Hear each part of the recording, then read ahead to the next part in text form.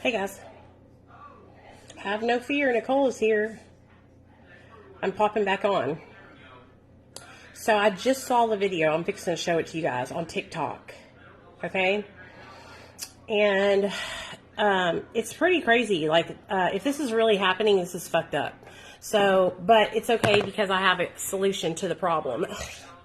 Of course, I'm not going to come to you without a solution. So I want to show you the video first, and then we can talk about it afterward. Okay? So prepare yourselves. Okay? So how many of you guys are using telehealth for your Suboxone treatment? Anybody in here? So my friend Brandy is she's a nurse practitioner. Okay? And she controlled medication.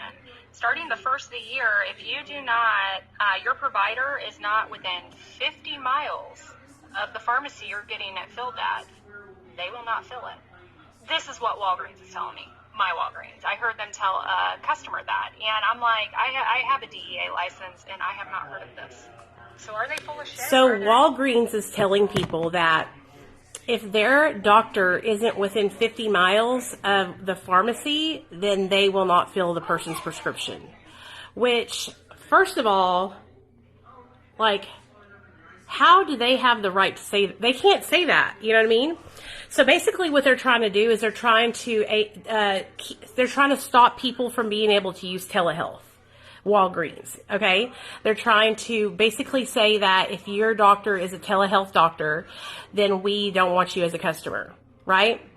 And so some people had been telling me that they have been experiencing this through telehealth with their Suboxone doctors.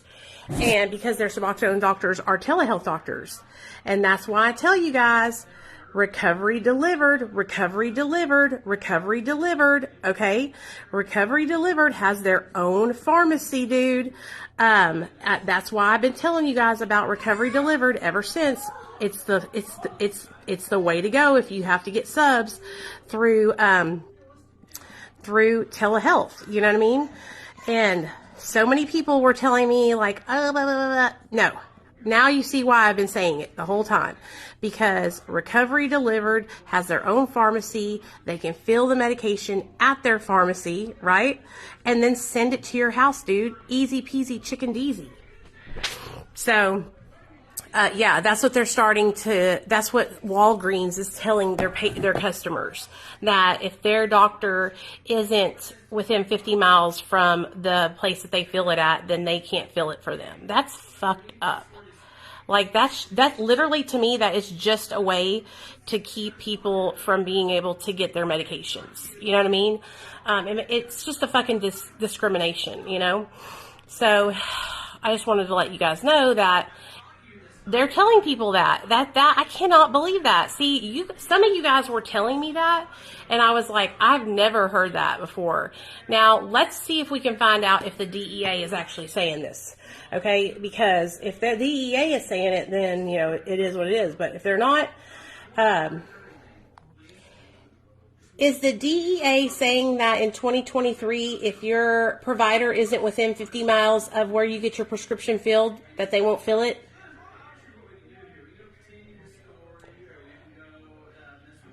Okay, so it says CVS will stop filling controlled drug scripts for Cerebral and Done, which are ADHD places.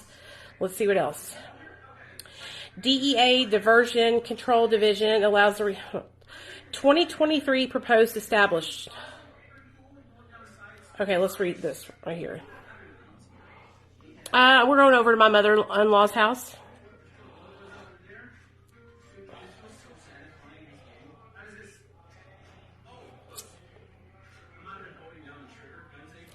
The Drug Enforcement proposes to establish the 23 aggregate production quotas for controlled substances in Schedules 1 and 2 of Controlled Substance Acts and assessment of annual needs for the list of chemicals.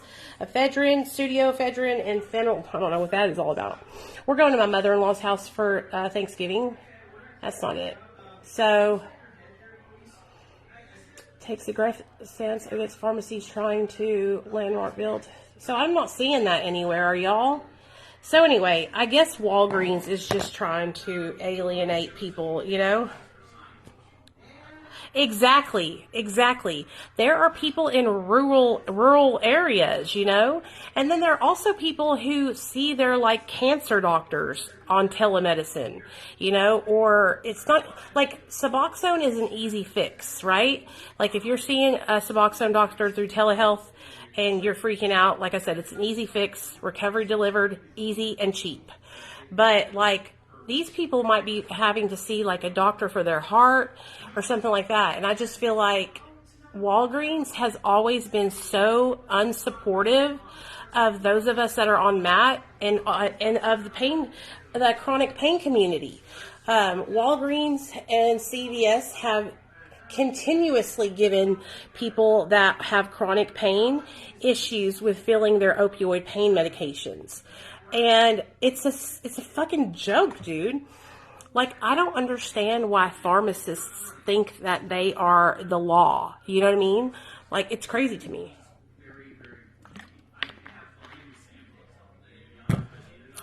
So anyways, I was just really excited because I was like, you know what I mean? Like, we can fucking tell them to sit on it and spin because we got our own pharmacy at Recovery Delivered.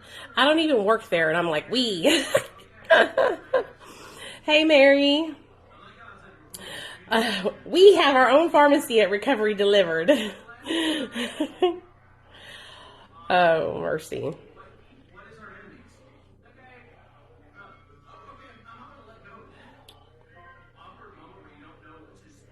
Yes, yes. Delivered. I went live earlier and we were just chit-chatting, or we talked about a bunch of stuff. We talked about cross addiction. We talked about binge eating disorder. We talked about the long-term effects of methamphetamine, the long-term effects that I have experienced from methamphetamine, which, I mean, I feel like I make people depressed whenever I tell them about my long-term effects because I'm still experiencing them. And I think people think that I think some people think I am making it up, but I'm not. Like, I legit still have struggles with the long-term effects from me using meth for so many years. Like no energy, nothing. Okay. That's great, Candace. Good job. Yes, that's what they should. All places should just have their own pharmacies. You know what I'm saying? So that way, this doesn't even have to be a problem, you know? Okay, so, la-dee-da-dee-da-dee, we likes to party, we don't cause trouble, we don't bother nobody, because we're just who's on the mic, and when we rock up on the mic, we rock the mic, right? Okie dokie. So, I'm going to get my, get comfortable here.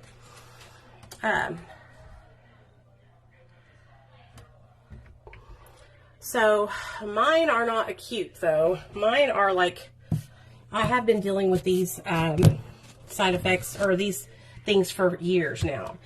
And so, like I was telling everybody, I truly believe that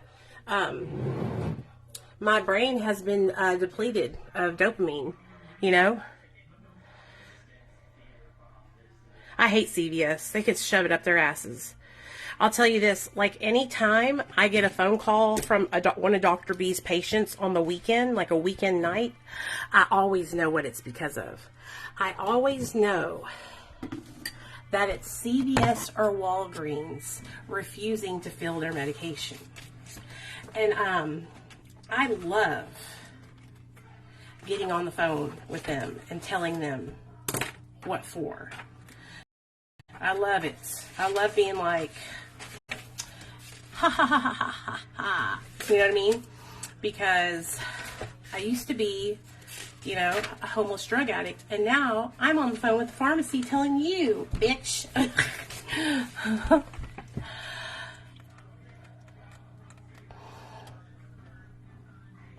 I didn't know there was a Kroger's. We don't have them in California. Oh, you have but Sonia, you can use Ralph's. Kroger and Ralph's is the same. Kroger and Ralph's is the same.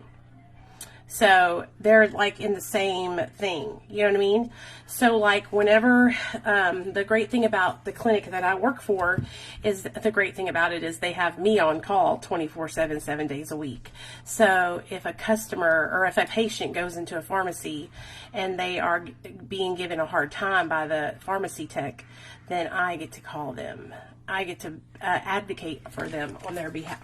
I get to advocate for them, you know, which is amazing. I love doing that.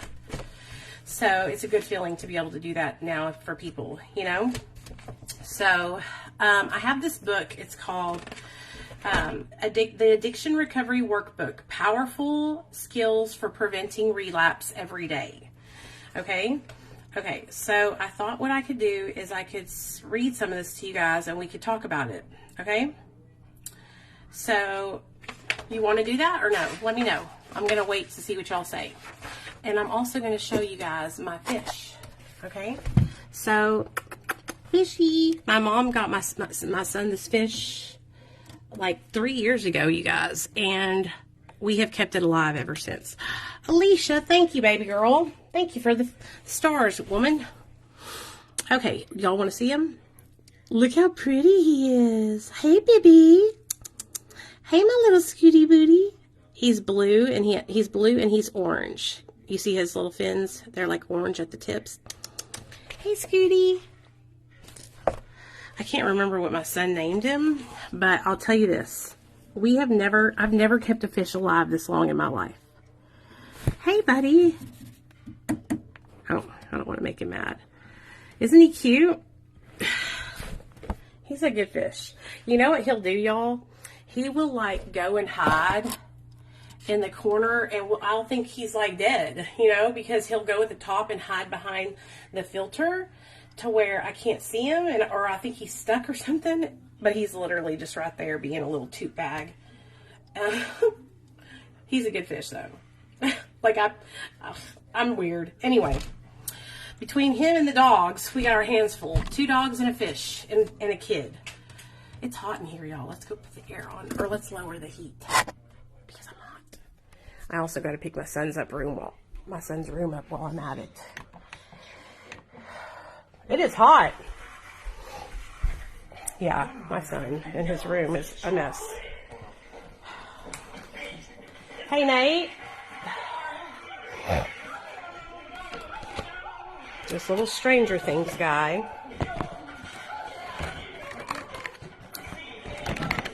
We had an angelfish. I love him so much. We had for 3 years. Aw. Yeah, I was afraid we were going to kill this one because we moved and we left him at our old house and it got cold over there. But we ended up getting him and it all worked out. Okay. Let's shut Nate's freaking TV off because it's like loud as hell. Loud as hell. Okay. All right. Yes, my troll hairdo. Okay, make Nate's bed. I can tie my hair in a knot. I can put it in a bun. And I can put it in a bun. Have y'all ever seen that? It's like a TikTok where like it's going backwards. And so it's like the person when they first recorded it and they put it in a bun, it like was filming it going in the bun. Well, then they reverse it and it's hilarious. Hilarious. Hilarious. Okay, there we go. Put my shirts in there. Scooty booty.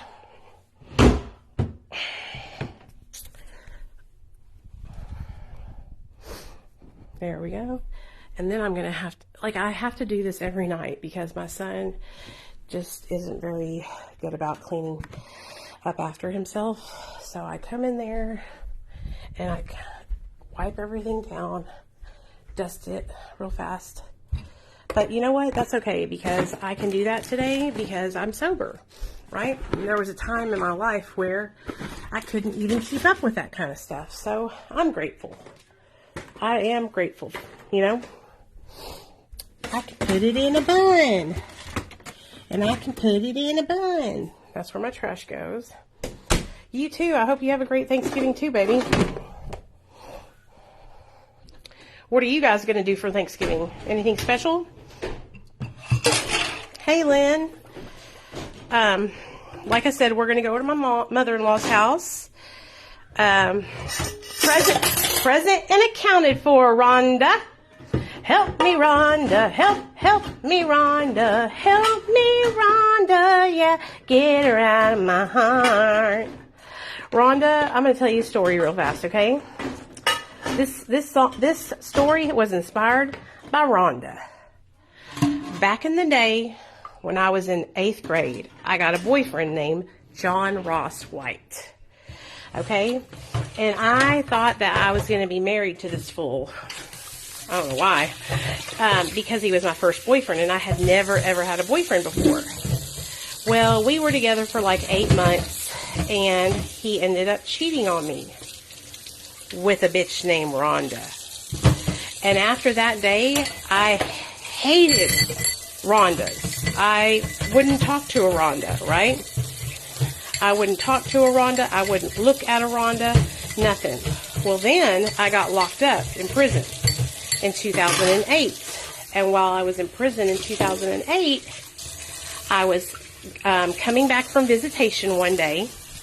And on my way back from visitation, I went to the bathroom. Well, while I was in the bathroom, there was a girl named Rhonda in the bathroom. And I caught Rhonda pulling a plastic bag of hydrocodone out of her vagina.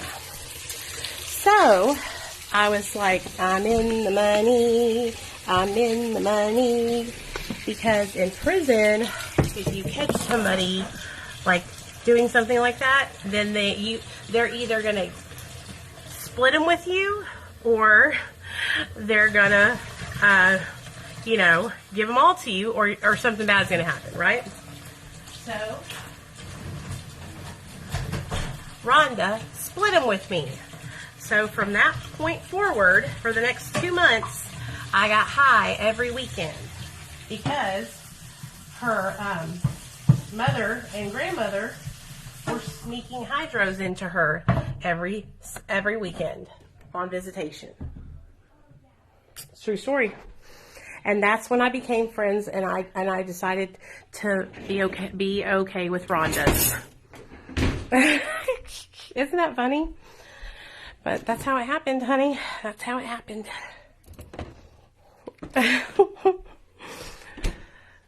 Hey, Leah, what's up, girl? So, yeah.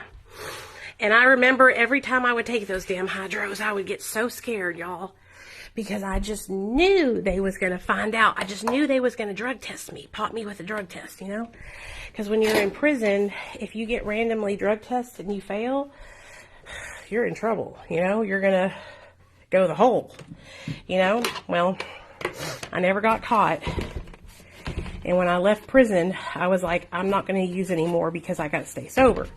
And so when I got out of prison, I paroled out to a sober living house, and I didn't get high until I relapsed like 9 months later. But I tried to stay sober. But yep, that's my story. That's how me and Rhonda's came to be. Oh crap, I need to knock the wrinkles out of all this stuff because I forgot to take it out. Oh, I got stories for days, girl. Stories for days. I got to reach out to your daughter, though. She messaged me.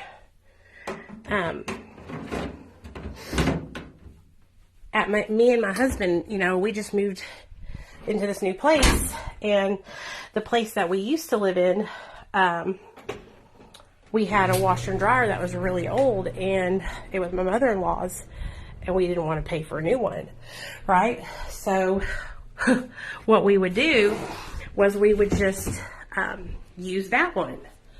Well, we used to have to wring our clothes out because the dryer, damn, that towel's got a rip in it. My son looks like he ripped a bigger asshole in it. Oh well.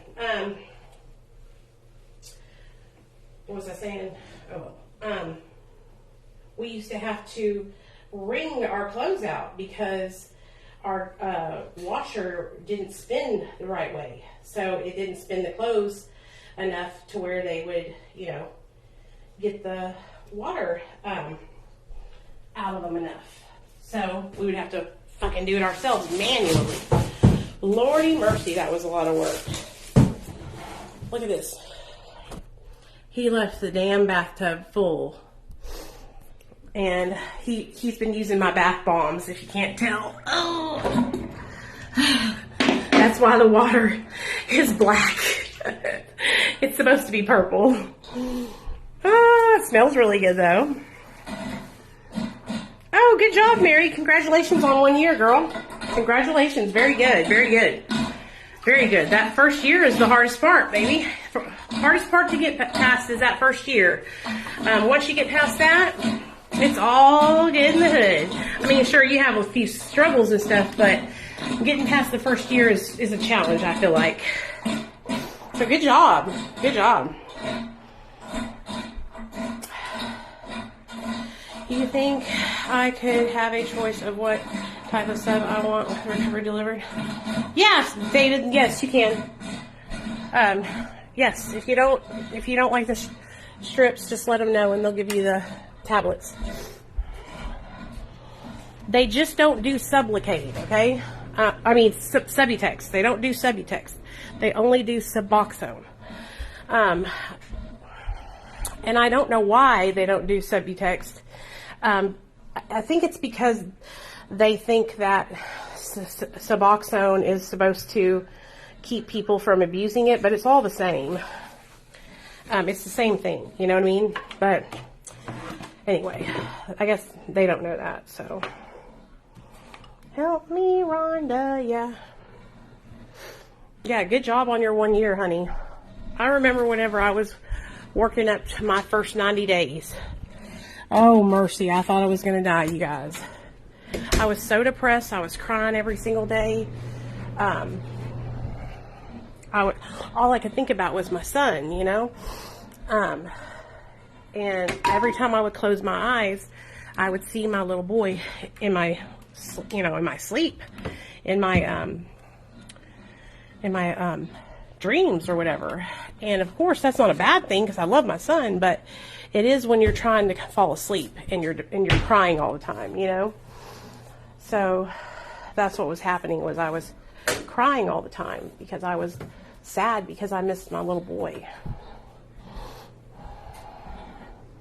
Okay, so if you already go to a clinic, make sure that you tell Recovery Delivered that, because if you already go to a clinic, they will actually just switch you over and you won't have to come.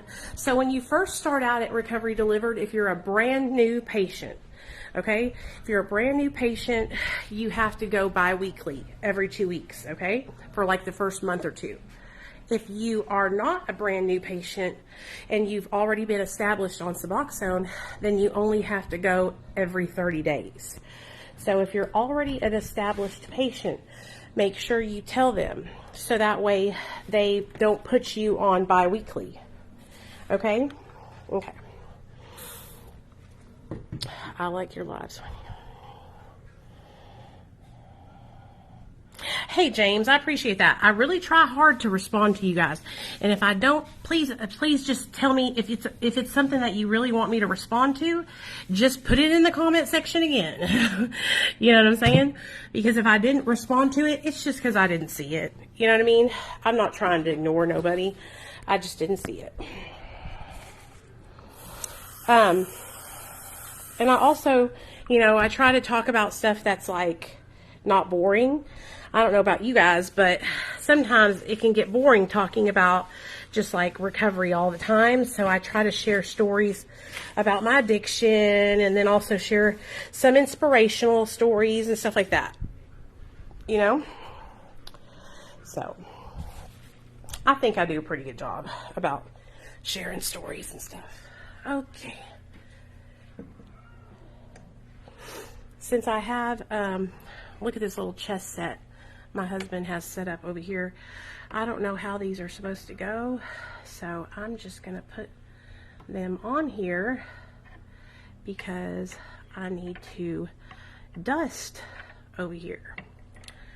So we're just going to put these up on top of here, and then I can dust. You know what I mean, Vern?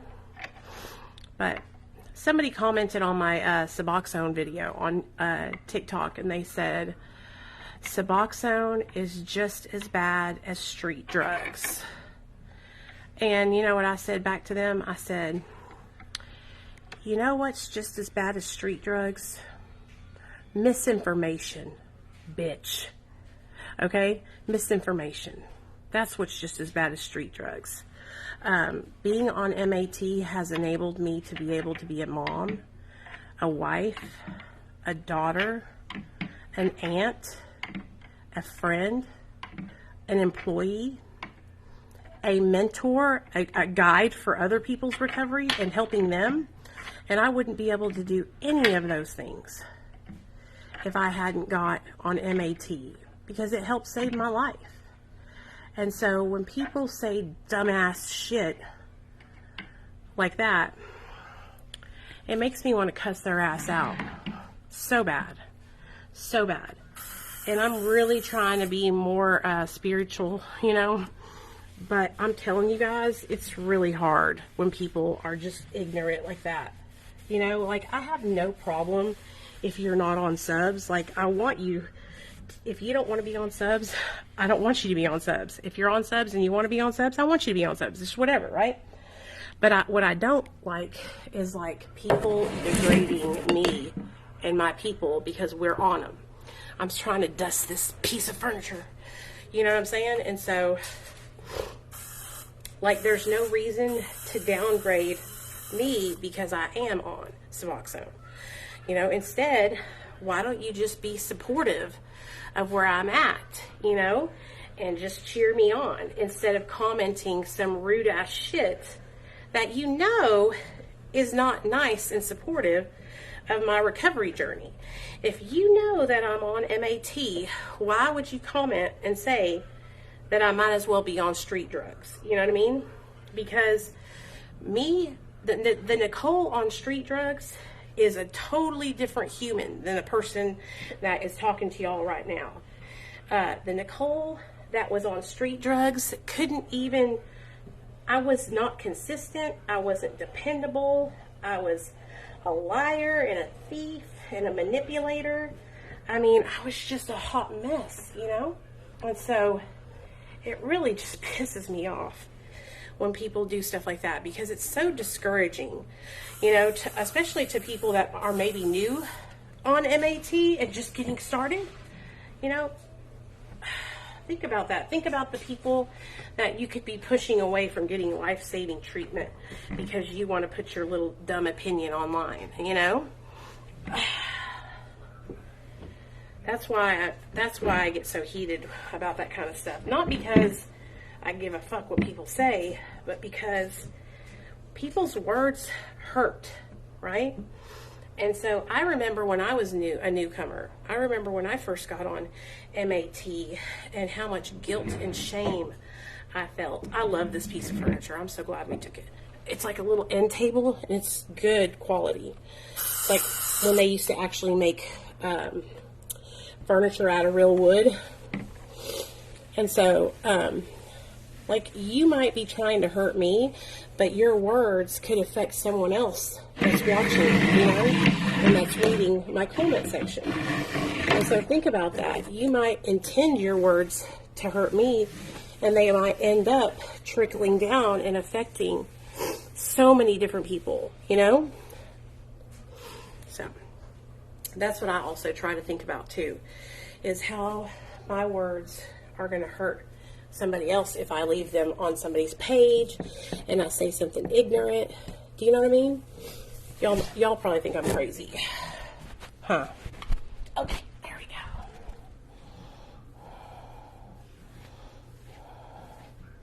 Yeah, I know, Eileen, because if you say you did it on your own, then they're going to tell you that you didn't do it the right way then. That's not the right way, Eileen. You can't get sober on your own. Oh, no, sir. You know what I mean? And now don't get me wrong, there's some really amazing people that are, you know, in the rooms, and those people I feel like need to step up and start speaking out for people and being there for people that are new in recovery, you know, because what happens is the stupid negative people overshadow them, you know. Okay, I really want to get these. I want to show y'all our outside. Do you want to see the outside deck? My husband got it all cute. Let me show y'all.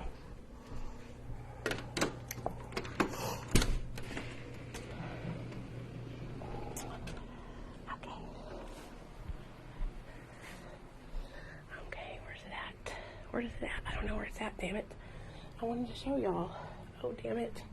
Oh, here it is. Okay. Okay. So, let me show you. Let me put y'all. We have our little thingy. Our little piece of grass and our little rug out here.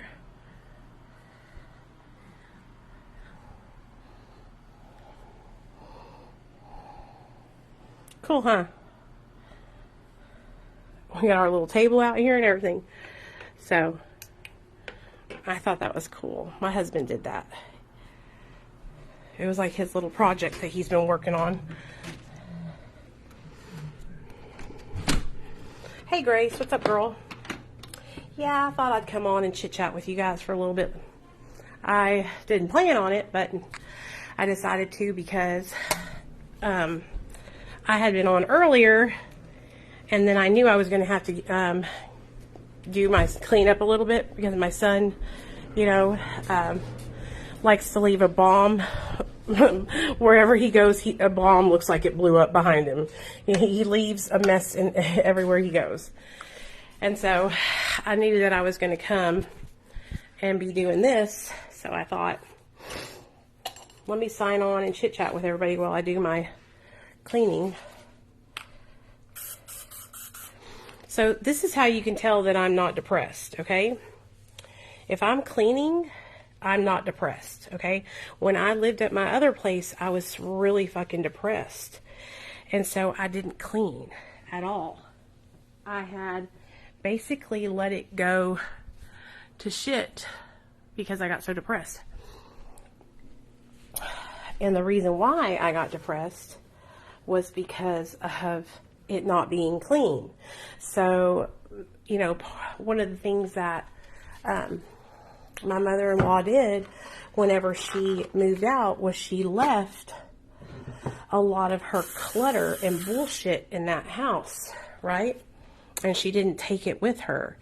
And so she left it in the house for us to have to deal with for the last 8 years. And so me and my husband had to live amongst the crap that she didn't want to take with her, you know? And so it was just a lot. And you know what?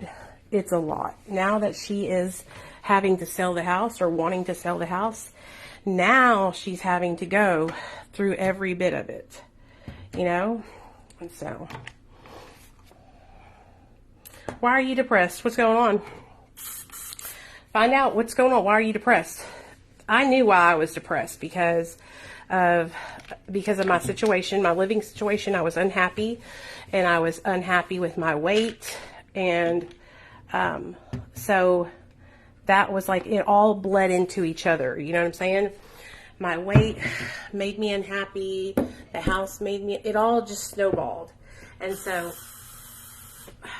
I would just sit there and eat and get even more depressed, and eat and get even more depressed. And so really, really think about what's going on in your life that makes you depressed, and what can you change to turn that around, you know? I know it's not that easy, but you know what I'm saying.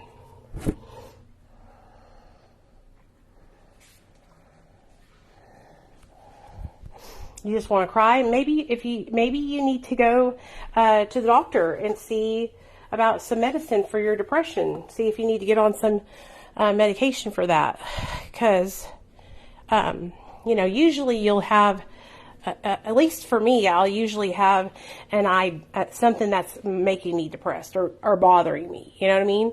And so if you can't think of anything that's bothering you, then maybe it is because you're just straight up depressed and you need to go and get medication for like a chemical imbalance or something like that, So, and there's nothing wrong with that. I struggle with chemical imbalance, and that's why I had to get on medication,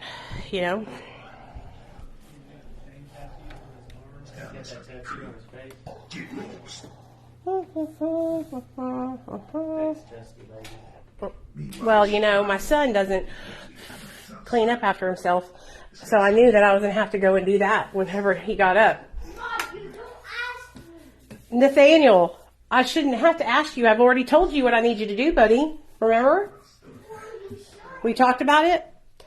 All these trash cans need to be emptied. They're all full to the gills. But no big deal, Nate. You'll get used to it, buddy. I'm hungry. No, you're not, Nathaniel. Well, I actually Well, sometimes we just need a good cry, honey. So if that's what's going on, just cry. Just let it all out. Give yourself a good cry and let it all out.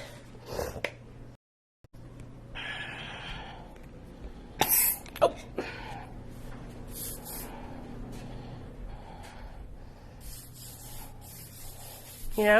That's what you gotta do sometimes. Just let it all out.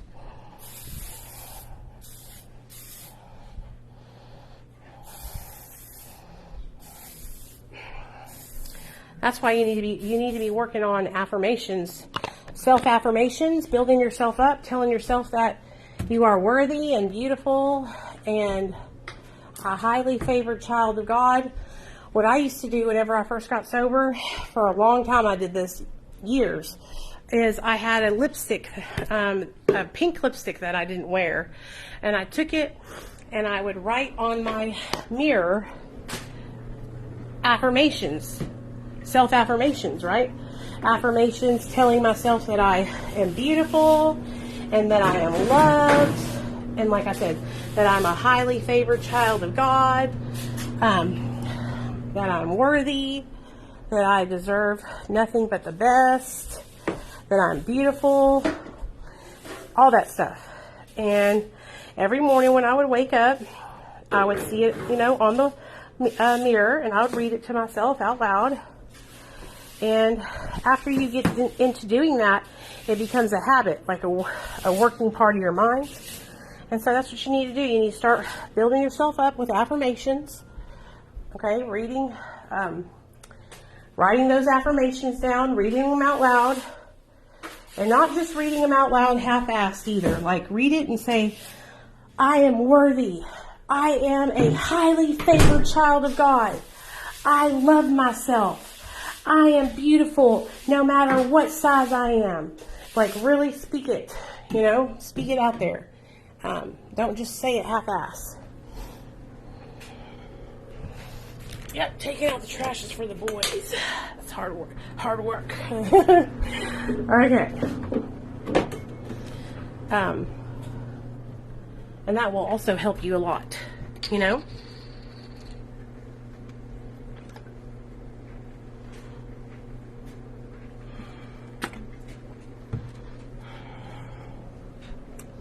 But you are good enough. And, part of that is, how long have you been sober, honey? How long have you been sober? Part of that is just like, getting sober struggles. Feeling, inadequate, not good enough. It's a normal, I feel like, early sobriety struggle. Oh,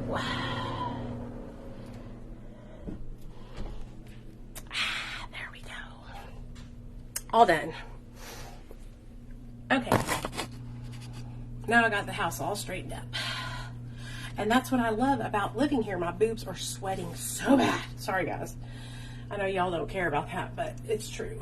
That's what I love about living in this little place, is that It's perfect. It's not too big. It's not too small.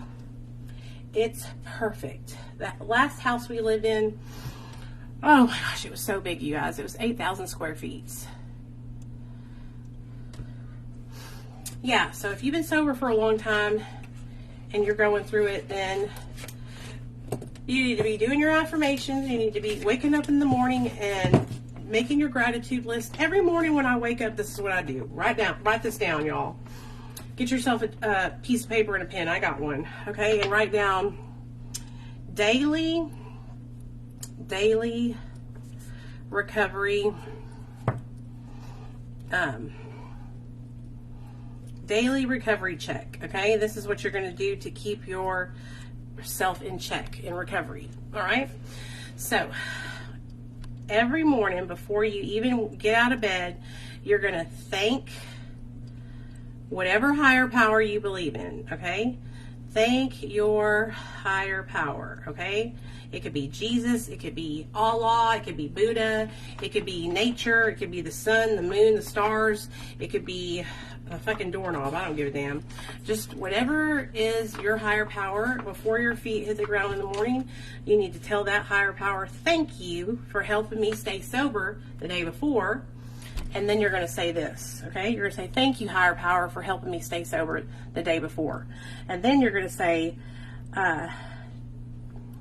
take my will in my life, my will and my life, okay? Guide me in my recovery and show me how to live clean and serene. Show me how to live. Okay? So it says, take my will in my life, guide me in my recovery, and show me how to live. Now, at the end of that, you can put, show me how to live sober, show me how to live clean, show me how to live happy, show me how to live happy, joyous, and free, show me how to live confidently, show me how to live loving myself, right? Hey, Wendy, love you too, girl. I've noticed you hadn't been around. We miss you too. Okay, so write that down, y'all. Take my will in my life, guide me in my recovery, and show me how to live. Okay, and then at the end, you can put whatever you want. How do you want them to show you how to live? Okay, now after you do that, okay, then you're going to get up. You're going to go brush your teeth, right? Wash your face or whatever. And then you're going to get yourself, I like to write it down. It helps me, like in a journal. Then I'm going to get my little journal out and I'm going to write down gratitude. What am I grateful for today? And I like a challenge. So what I try to do every day when I wake up is I try to think of 5 things that I'm grateful for that I've never, ever written down before. Okay? So think about it. After 7.5 years of writing down all these things that you're grateful for, you start to have to really think about the things that you're grateful for. And it can't just be like, oh, I'm grateful for my husband. Oh, I'm grateful for my sobriety. You know, like for instance, right now I'm going to say that I'm grateful for this fish. Okay? I'm grateful for this fish and this fish tank because it has kept this fish alive and warm all these years that I have had it, you know? You know what else I'm grateful for? I've never said this before. I have just now started to really start reflecting on, yeah, I can. It's take my will in my life, guide me in my recovery, and show me how to live. So that's just a 3rd step prayer, a shortened version of the 3rd step prayer. But, you know, I have made it kind of like abbreviated and more like open to like all interpretation, all recovery pathways. So 3rd step prayer. Let me see. So the 3rd step prayer is this. Okay, let me read it to you. God, I offer myself to thee to build with me and do with me as thy will. Relieve me of the bondage of self, that I may better do thy will. Take away my difficulties, that victory over them may bear witness to those I would help of thy power, thy love, and thy way of life. May I do thy will always. So that's the third step prayer, okay? And so, which is like, they all say God. This is why I get upset with the 12 steps also, because you know, I believe in God. I'm a Christian, but there's a lot of people that are not. And there's the Lord's Prayer, there's God, and just, I feel like a lot of people, I can understand why they would feel alienated because they don't believe in God, you know? So, take my will in my life, guide me in my recovery, and show me how to live. And so what I've been praying lately is, take my will in my life, guide me in my recovery, and show me how to live healthy. Show me how to eat healthy. Show me how to move my body more, you know, because those are things that I have really been struggling with for many, many years. And so every morning when I wake up, I ask my higher power to help me and guide me and show me how to stay healthy, because it's something I'm not good at, you know. So, like I said, then we're going to go to gratitude, and we're going to write down 5 things that we're grateful for, right? And then try to write down things that you've never written down before. Try to write down something different every single time, okay? Try to challenge yourself to write down something different every single time. It's going to like really challenge you to start being and noticing other things, like being grateful that the sun is shining, being grateful that the trees' leaves are changing into this beautiful orange color with the red on the tips, you know, being grateful that you don't have pine trees in your front yard because pine needles suck, you know what I mean? But you have fucking oak trees, so you got all the big leaves and you can jump into a pile of them, because my little boy loves when you rake the leaves into a huge pile and then he can do a cannonball off the back of the truck into the leaves, you know? And so doing this is going to help you. It's going to help you to start really noticing, and your gratitude is going to grow because you're challenging yourself to be more aware of things other than just the things you can think of right off the top of your head. Do you know what I'm saying? And that's going to help you a lot.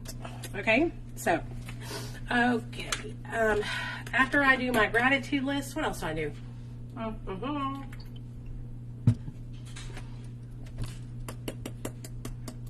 Oh, okay. So that's pretty much what I do in the morning. I wake up, I thank my higher power, I say my little prayer, take my will in my life, guide me in my recovery, and show me how to live clean. And then I do my gratitude list. And then I start my day, right? And what I used to do in early recovery was I had all of my days planned. So plan your days. How many of you guys plan your days? Oh my gosh, do you know what I have for you guys that I really think is going to help you guys so much? It's so good. You're going to be like, I made this thing like a year ago, okay? And what it is it is a like basically relapse prevention guide, okay? But it's great. It's great. And I typed it all up and I put it on my page. It's here it is right here. Relapse prevention, okay? I made it October of 2021. Make a list of things you know you do not need to do, okay? Like this helps me. I love to make lists and write things down. Make a list of your triggers. For example, stress, weight, money, isolation, work. Make sure that you have had a proper mental health evaluation. This will help you to maintain sobriety and not self-medicate. Plan your day. And I mean it. Start from the time you open your eyes till you go to bed. Go out and buy a planner. Okay? And this is your relapse prevention morning routine. Wake up and thank your higher power. Say your prayer. Take my will in my life. Guide me in my recovery. Okay? Make your gratitude list with 5 things that you're grateful for. Okay? Find balance. Okay? And your balance should go like this: recovery, higher power, family, school, job, etc., right? So your recovery should always come first. Recovery first. And everything else can come after that. Make sure you always keep recovery first, because without recovery, you will lose everything. Okay, and then I wrote out the three, this is all, I have it all typed out. The 3 stages of relapse, okay? Number 1 is an emotional relapse. Number 2 is a mental relapse. And number 3 is the relapse itself, the physical relapse, okay? So, like, a relapse, how they always tell you that it happens, like, way before you ever pick up, well, that's what they mean. You're relapse in your mind, right? Emotional relapse. And so, that's why it's important to, like, stay connected, you know?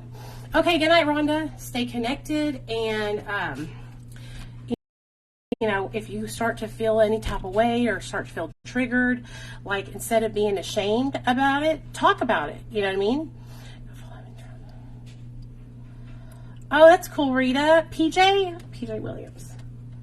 I'll write that down. What was I saying? Oh yeah, talk about what you're going through and to let people know when you're struggling. That's what I was saying. Because a lot of the times, you guys, you can catch yourself before you go back out. You know what I mean? You can catch yourself before you make a bad mistake.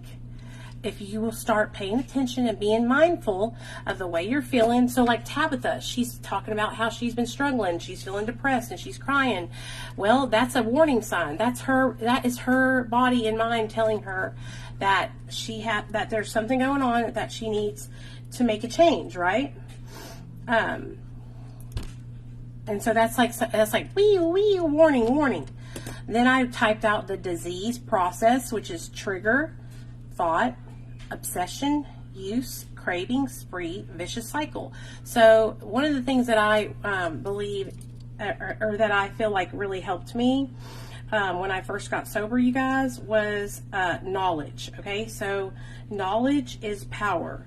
So one of the things that I learned when I first got sober was how the process of my disease works, right? And so, like, what happens to lead up to getting high, okay? And so it starts out with a trigger, right? A thought, maybe you were out and about and you saw an old friend. Maybe you are seeing a pill bottle and a spoon, or maybe somebody at your work had a Xanax bar and they were fucked up. So a trigger. And then that trigger moves into a thought, right? And you start thinking about that Xanax that you saw at work, right? Trigger, thought. And so right now, when you are thinking, right, you should turn it around then. You should tell on yourself. You should start snitching on your addiction. Tell on your disease. Reach out for help. Let somebody know you're struggling. Tell somebody, I saw a Xanax. I'm struggling. I want to get high. I'm thinking about getting high, right? When you're thinking about it, that's when you need to turn it around. That trigger and that thought, those are the 2 spots where you have a chance to reverse it. Okay? Then if you don't reverse it, at that point, then it moves into the obsession, okay? And once you get into obsession mode, it's almost impossible to turn around and do an about face.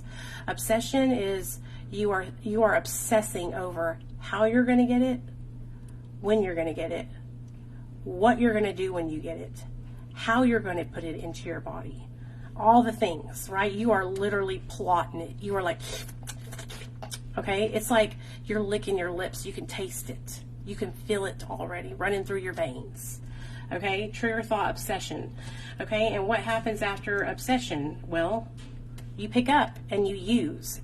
Okay, so it goes trigger, thought, obsession, use. That's why I said when you get to that obsession point, if you don't turn it around, man, like, it's so hard once you are at that point where you are just like plotting and scheming and imagining what it feels like and reminiscing about it, right? So trigger, thought, obsession, use. So you picked up, you're getting high, right? Yeah, I'll show it to you. I'll put it on my page. You're getting high now. So everybody always says, Nicole, I'm craving. I'm having the worst cravings. But what I learned is that you don't crave anything unless you put it into your body at that time, right? So when a pregnant woman says she's craving pickles, she's not craving pickles. She's triggered. She's thinking about pickles. What happens after you pick up and you use, that's when the phenomenon of craving starts. Okay, so this phenomenon of craving is what sets us apart from regular people that use drugs and alcohol. Okay? Regular people that use drugs and alcohol do not experience this phenomenon of craving. Okay? When they use drugs and alcohol, this does not happen to them. They do not crave more. Okay? And so that is what sets addicts and alcoholics apart from other people, is that we have that phenomenon of craving. We have that thing that tells us we need to take 10 hydros. We need to take, you know what I'm saying? So it goes, okay, so we're at craving, okay, the phenomenon of craving.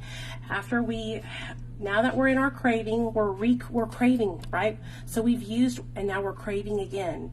And then we go on a spree, and the vicious cycle just keeps repeating itself, okay? And so it's called a well-known spree.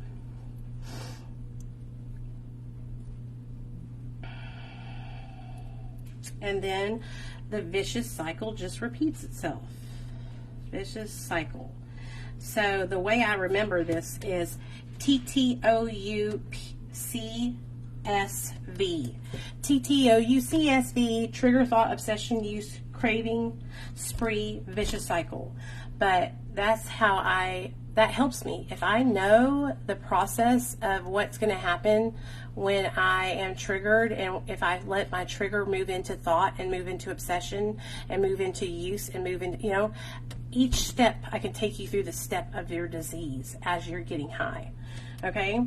And so if you can know those steps before they happen, then you can prevent them. That's the whole idea behind this little thing that I have written out and created, is that if you have this information, then you can prevent a relapse. Okay? You can prevent your own relapse if you know this information.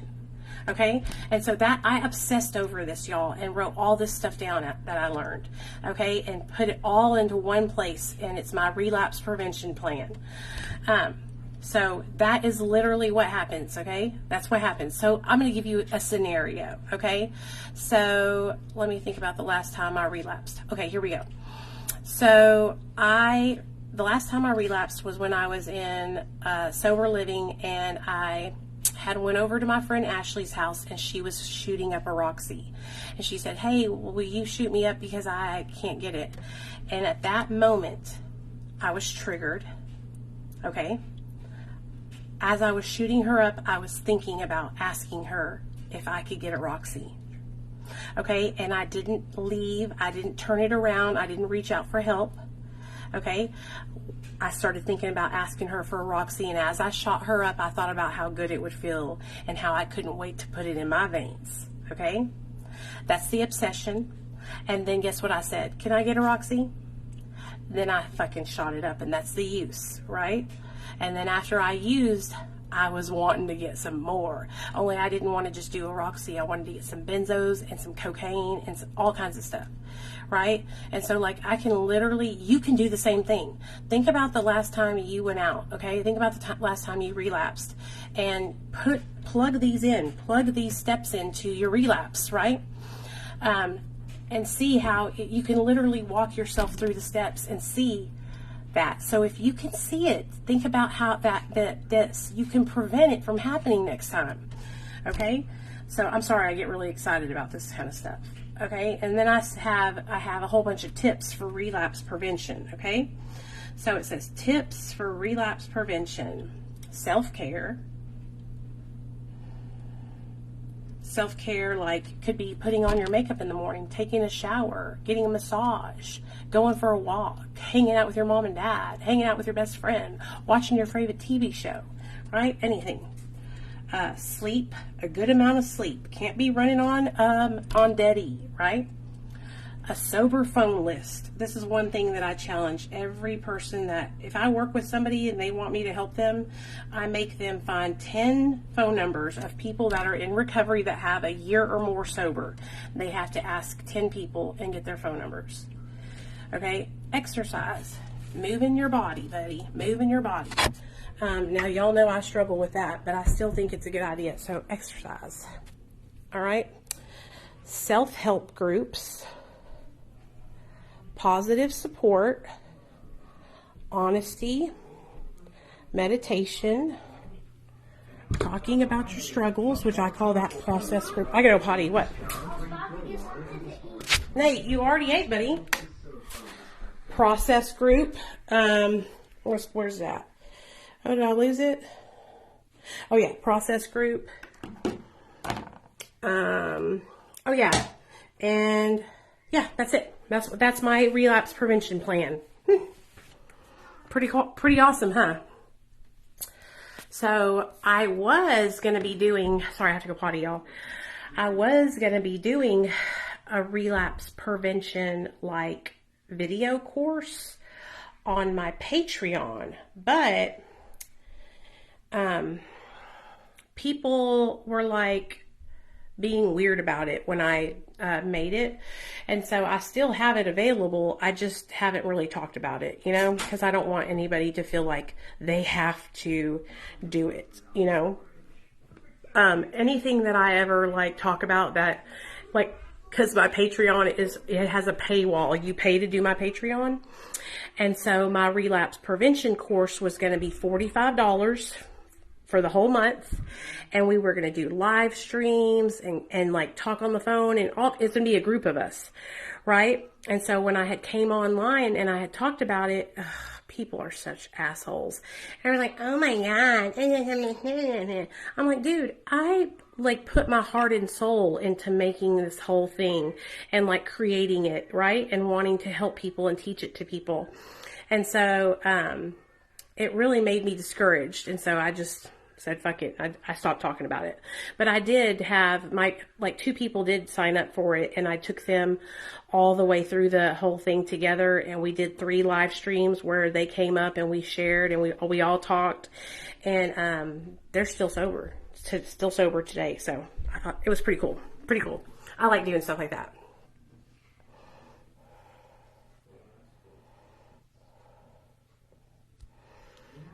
Short-term memory, but remembers she's an addict. She still wants to get high, but can't call as I tell her no. Yeah, so like I said, knowledge is power, okay? So the best way to fight your disease is to know about your disease and to be prepared on what to do to combat it, you know? And so that's why I think it's important. That's why on this little thing it tells you to know your triggers. List your triggers. So in order to be able to fight your disease, right? You need to be able to know what it is that triggers you and how you can cope with those triggers. So if you don't know how to cope with your triggers, then when they come up, you're not going to know what to do, you know? And so anyways, thanks, Rita. I appreciate you, girl.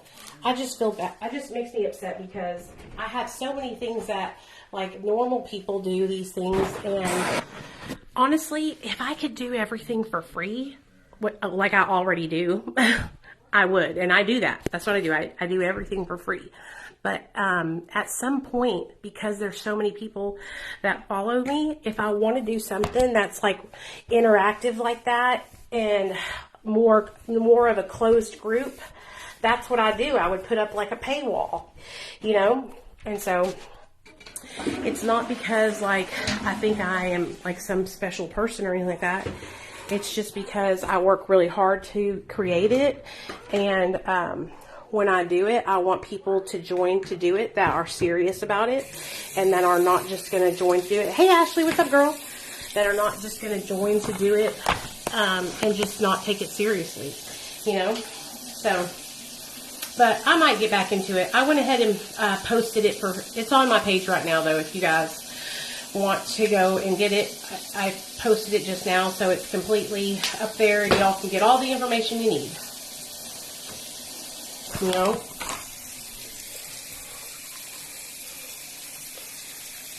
Because it is good information, and it will help you.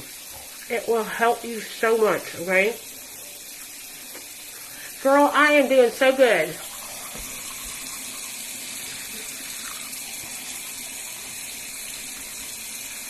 Sorry, guys. It'll help you like it helped me. It helped me because I learned about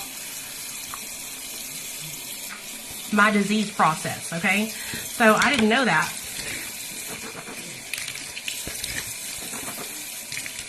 I I didn't know how the disease worked, right? And what it was doing. And so I learned it. You want to know where I learned that at? I went to treatment in, let me think, what year was it? 2005? No. It was 2008 or 9, I think. Maybe after that, maybe 10. And I went to this place called RCA after I got out of prison. And there was this little old lady named Miss Anita. Miss Anita taught me that. Now, Miss Anita, she was so funny, you guys. She used to tell us the story. She was a little old black lady. And she was telling us the story about this one Christmas. She went to Walgreens, and when she was checking out, she asked the lady at the checkout if they had any cinnamon dicks. And the lady said, any what? And she said, do you got any cinnamon dicks? And the lady said, ma'am, I'm sorry. What did you say? And she said, cinnamon dicks. Do you have any cinnamon dicks? And the lady looked at her. She goes, oh, do you mean cinnamon discs? And she, like, when I tell you guys, she's like an old lady. Like, she was like 70 years old. And she was meaning to say the little cinnamon candies, cinnamon discs. Okay? But while she was talking, she was saying cinnamon discs. And so when we were in rehab, she told us all that story. And I just thought it was so funny. She was so cool, y'all. What's wrong, girl? I hope you're okay. I hope you're not struggling or anything. But if you are, it's okay, girl. Don't be ashamed or anything. We just went through a whole plan on relapse prevention, and I just posted it on my page too for anybody that wants to use it. It's really great. Okay. Hey, Mom, give me my food. What food are you wanting, Nate? I'm hungry. Nathaniel, what are you wanting to eat? We had lunch. We had dinner, I mean. What? What do you want? What do we have to eat? Nathaniel, you want some pasta salad? No. Okay, Nathaniel, what do you want then? You had a huge sub, a foot long. Yeah. He had a foot long, y'all. That's it. It's foot long and it's Oh man, I'm so sorry, girl. I'm so sorry. You know what? Listen to this, okay? Now, this is probably not what you're going to want to hear, but this is something that my sponsor told me many, many moons ago, okay? She said, you know, some people have to die so that we can live, okay? And so your sister-in-law going over to the other side is so you can be here to share and her story and testimony and help other people to not go down the same path. Do you understand what I'm saying? Like, so her passing is not in vain. It's to help other people. And so don't be sad. Celebrate the life that she did have, and then share her testimony and experience with other people so that they won't make the same mistake that she did. Do you understand? I know what I have. Okay, baby. I have Okay. a turkey and cheese sandwich. Okay. With pickles? Turkey and cheese sandwich with pickles. Okay. You know, and so, like, I hope that you understand what I mean. I'm not like, some just gotta go. No, I'm not like that at all, but you know what I mean. And, yeah, that is what my sponsor told me.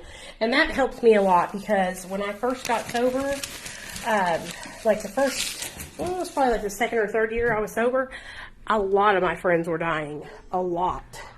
And it was really overwhelming. To be like, wow, all of my friends are dying. All of my friends are dying, you know? All of my friends were dying. Some of my friends were taking their own lives, you know, because they were depressed, and it was just a whole shit show. And so,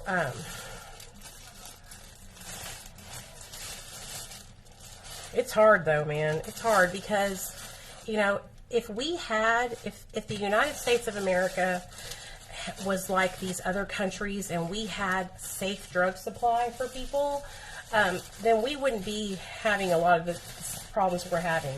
You know, I know a lot of you guys might not agree with this, but I believe that we should have safe supply. And people that want to use drugs should be able to go over to, you know, the whatever it is office, some state-ran office, county-ran office, and go purchase their, you know, cocaine, crack, meth, fentanyl, whatever it is, or yeah, heroin, fentanyl that's not tainted, right, with this super fentanyl shit. And they should be able to go and do that in a safe area where they are supervised and monitored. And what this will do is it will cut back on overdoses. It will also cut back on the spread of infectious diseases like hepatitis C, okay, HIV, okay, and it'll also cut back and help, you know, in situations where things like, you know, women who are getting raped, you know, because they are like going to their dealer's house and their dealer is making them have sex with them for drugs and that kind of thing. Like, it's going to cut back on all kinds of stuff like that, you know? And so that's, I believe that if somebody wants to use drugs, that is their prerogative, right? They are a human, they have free will, okay? And so, it's not our job to like stop people from doing that, but it should be our job to make sure people aren't getting killed, ain't dying, you know, protect people, because people who are using substances are extra vulnerable, you know. So, and I used to not believe in harm reduction, but I joined TikTok and I met so many people that are in harm reduction, and they have taught me all about it. And they have taught me about how it saves lives, about how it helps people to not get diseases. And so that's why I believe in it. Because, you know, if there was harm reduction, I wouldn't have gotten hepatitis C. I would have been able to get clean syringes. But instead, when I went to the pharmacy with my hard-earned money to buy myself some syringes, okay, I was denied. And I had cash, okay? So I had to use my syringe from someone else, and then use the same syringe over and over again, which is stupid as fuck. But I had to, right? Because it was withheld from me, right? And so if we actually had harm reduction here in Arkansas and safe, you know, needle exchanges, I would have been able to turn in my sharps and get clean ones, and I would have not gotten hepatitis C. You know? Yeah. So Rita, that's exactly what it is. So that's exactly why I love harm reduction. So the reason why I was against harm reduction is because I thought that it was a way of like enabling somebody. But what I learned when I went to California to work with Dr. B, and I got to work on the front lines of harm reduction, what I learned is that it's a way to build a relationship with the person that's using, the drug user. Okay? And so I'll never forget it. It was my first Monday there, and I was working outside at the harm reduction tents, and we had like 4 or 5 tents. The first one, you come in, you check in with your ID, you sign your name, that kind of thing. The second one is where you get your clean sharps, so you can turn in all your dirty sharps and get clean ones, right? And then the next one is where you can get water and food. And then the next one is where you can get signed up for Medi-Cal insurance, information on how to get set up to get tested for Hep C, get a bag of condoms and all kinds of other like necessary things that help you to protect yourself, right? And so I was literally got to, come here, Nate. I literally got to be there and see it firsthand, right? And what was happening was these people were coming every Monday. And so they were getting to know the workers who were working there, right?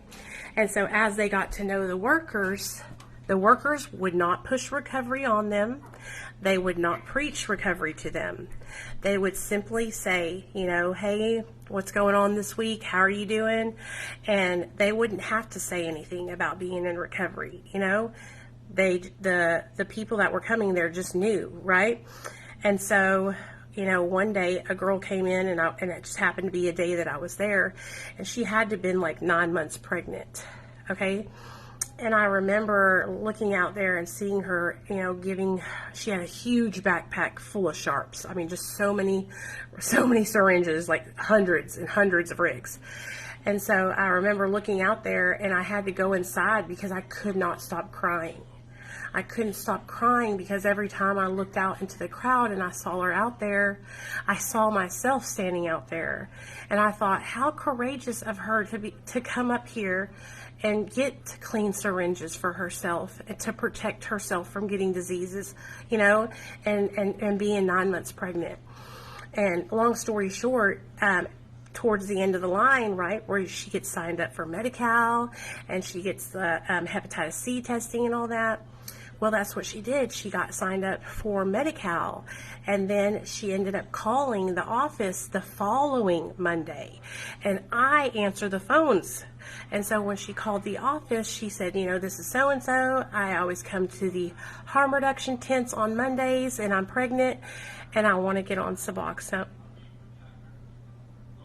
And so I was so happy that I didn't tell her who I was, and I didn't say that I didn't start crying on the phone with her because I didn't want to scare her away or make her, you know, feel ashamed. But I was just like, that's why harm reduction is important, because by coming every week, even though she was, you know, getting syringes and all the stuff that she was doing, getting food and water, by coming every week, she was seeing other people who had a better life, you know, who had their lives straightened out and who had better opportunities. And by seeing that every single day, it started to make her think, hey, maybe I could have a life like that. Maybe I could get sober and turn my life around, you know? And so that's why harm reduction is important. And that's why if anybody ever says, oh, well, I don't believe in harm reduction, I tell them that story, you know, because I used to be the same way. I used to think that, you know, oh, you're just giving people free supplies to get high. Rawr. I mean, they're going to do it anyway. They're going to do it anyway. So why not make sure that what they're doing is safe and clean, right? So they're not hurting themselves or someone else. So my boobies are sweating.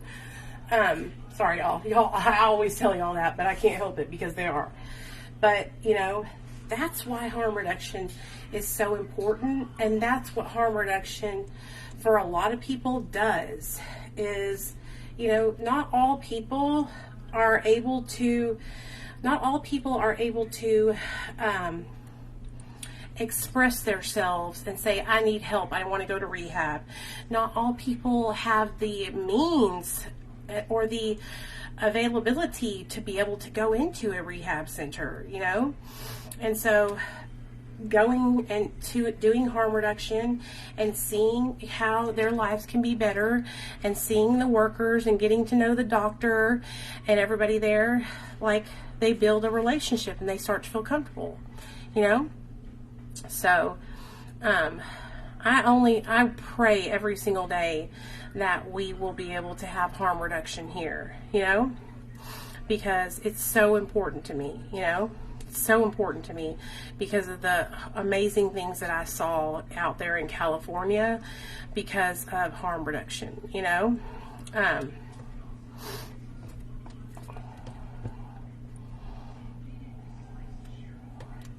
Exactly, Rita. Exactly. And that's all another thing that I realize is that with a lot of people that reach out to me, like they don't even know where to begin to get help. They don't even know where to start. Do you know what I'm saying? And so a harm reduction institute is a start for people to get connected to those resources, you know? And like at our harm reduction, like, you know, we have some kids that they don't have an address. They're homeless.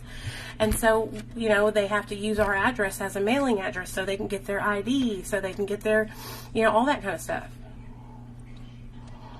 We have a needle exchange place in my country. You get new ones for your old used ones. I hope one day this is available for everywhere in wild. Yeah, Victoria, and it's not, you know, like like for me, I cannot tell you how many times I went into the pharmacy with money and begged them to please, please, please sell me some syringes, you know? I knew exactly what I needed. I wasn't trying to get over on nobody.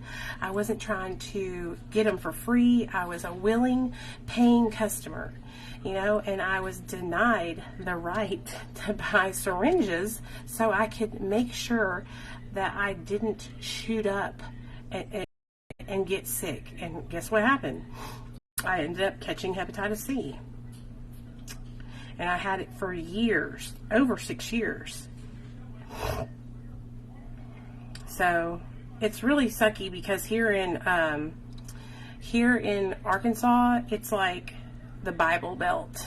And so like whenever, you know, remember whenever Biden first got elected and everybody was saying that he was giving people crack pipes or whatever, but in all actuality what they were doing was they were providing clean works, right? So like when a person is using substances intravenously, they like mix up their substance in like sometimes I use a bottle cap. I used to use this cap right here is how I would mix up my methamphetamine. And so in these packets, they would provide, you know, something to mix up with. And so it was clean and sanitary because the way that hepatitis C is passed is through the blood. And so what can happen sometimes is somebody uses their needle, it has blood on the tip of it, right? They use their needle to stir up their shot, right? And it gets passed like that. And so they were giving out like the tutors that go up your nose. People don't know this, but like if you have a cut inside your nose and you have hepatitis C, and then somebody else has and then somebody takes your tutor and sticks it up their nose and it goes inside their cut, you can get hepatitis C. Like sure, it's not as easily spread that way, but it can be spread that way.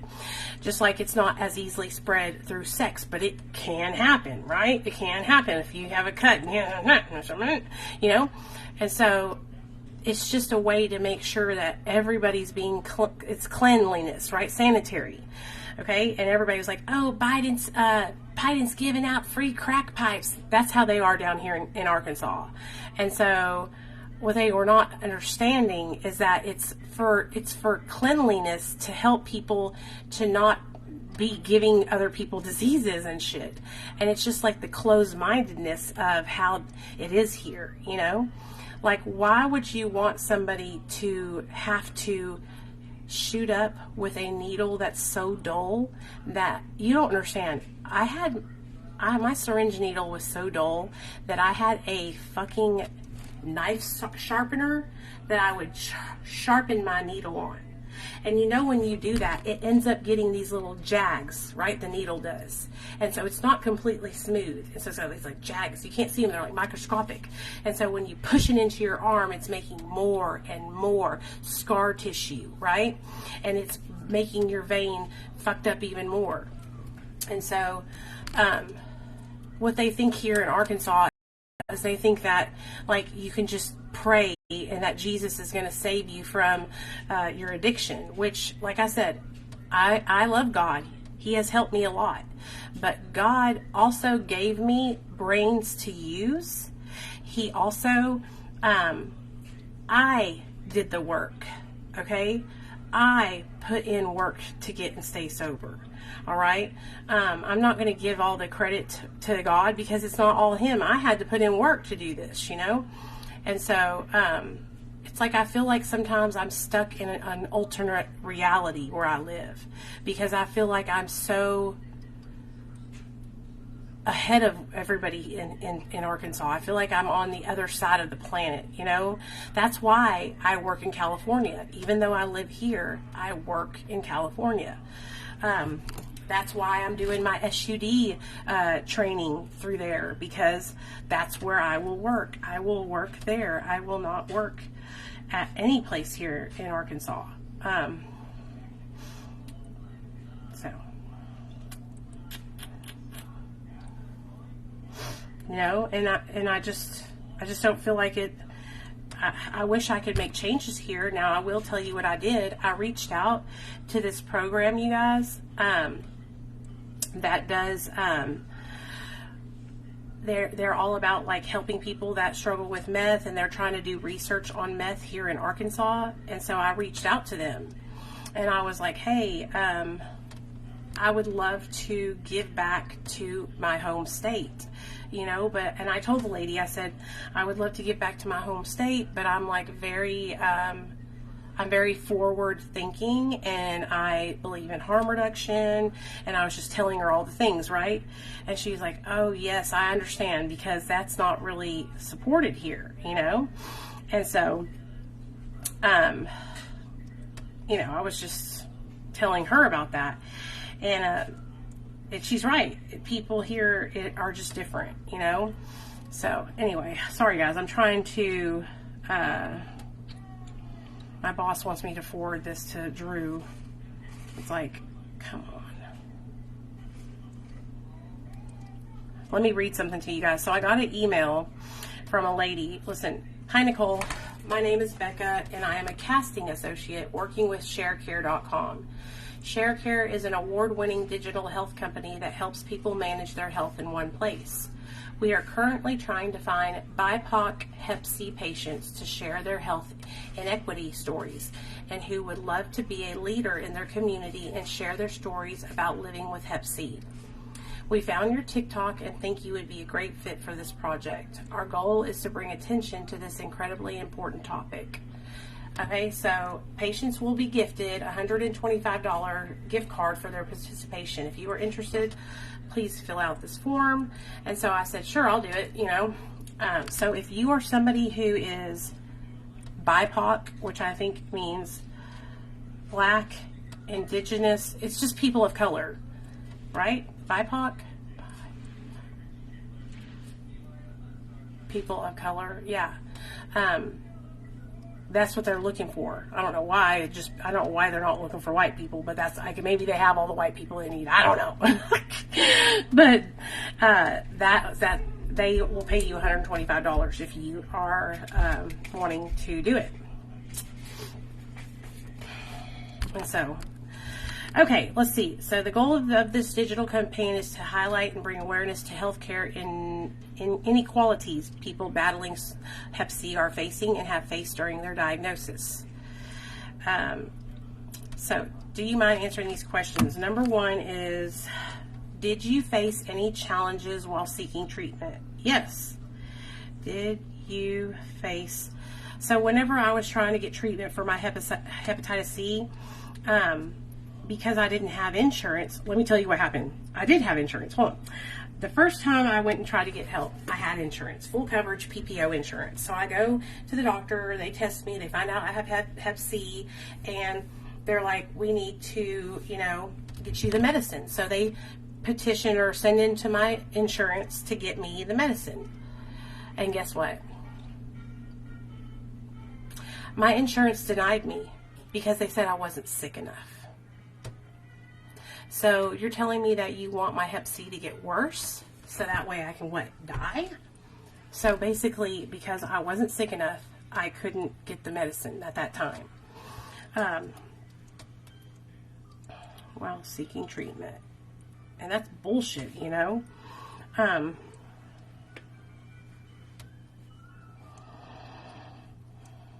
that's happened to a lot of people I know. But then other places I know, there are free treatment. So I wish it was like that here. But anyway, do you guys have any questions before I get off here? Did you feel as though your doctors listened to you and that they took you and your concerns seriously?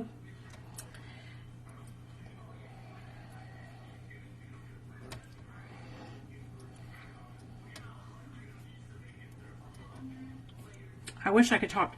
Doctor, listen. Did you feel as though you were dismissed at any point in your treatment or care?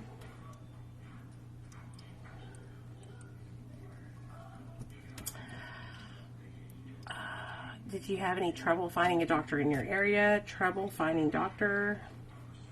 Finding doctor in area? Does having a doctor of color matter to you? Does having a person of color as a doctor matter? You know, it doesn't matter to me if they're a person of color, but you know what matters is if they're a woman or a man. Because what I have learned over the last year trying to get treatment for my mental health from a man is that he does not take me seriously, and he basically, everything that I tell him, he acts like it's not a big deal, you know? Acts like it's not a big deal and just basically sloughs me off, you know? And that fucking sucks. So, yeah. Anyway, I love you guys. I hope you guys enjoyed my little chit chat tonight. And if you want to access the relapse prevention stuff I was talking about, I posted it here on my page. And if you're interested in doing a relapse prevention course thingy with me, I'm going to post my link underneath that relapse prevention post. And if you guys are interested in it, join it and we'll do it. All right. Love y'all.